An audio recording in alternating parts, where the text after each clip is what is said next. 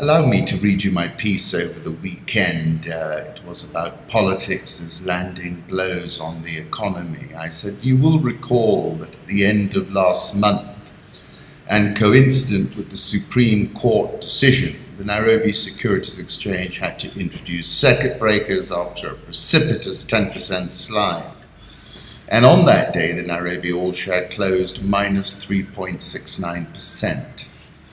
That day, we all got a chance to take a look at what a cliff edge looks like and cliff edge effects. Since then, the equity markets have been on the slide and Eurobond yields have ratcheted higher.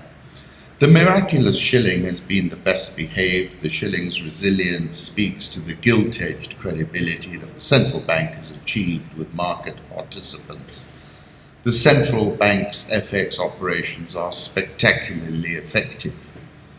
However, what is clear is that financial indicators are blinking amber, the real economy has been in the slow lane, and there is ample evidence of unexploded ordnance all over the place. The drought, the credit squeeze softened up the economy, but it is our politics which owns the ring now and has the potential to land a knockout blow, a la the blow Mike Tyson landed on Trevor Berbick's chin all those years ago.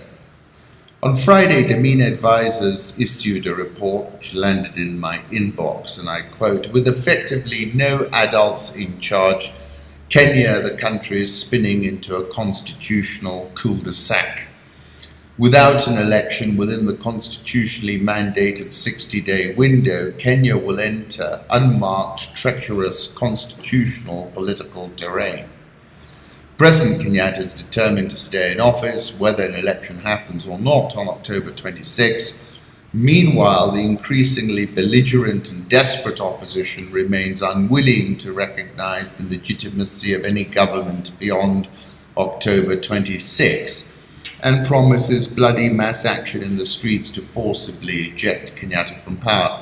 The country's highest court, after delivering a historic verdict in late August to annul the last presidential poll due to irregularities, has since disappeared from the political arena.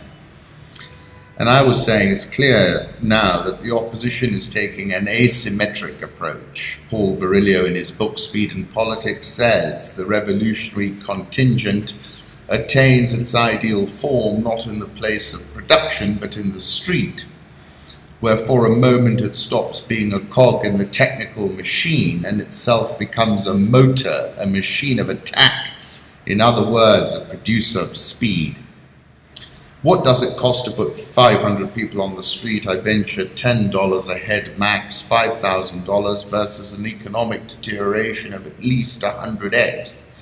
Is an outstanding example of the efficacy of this asymmetric strategy. Go and compare the street protests in Togo and you will note our street protests belong to the theatre. The opposition has resolved not to participate in the election unless its irreducible minimum demands are met.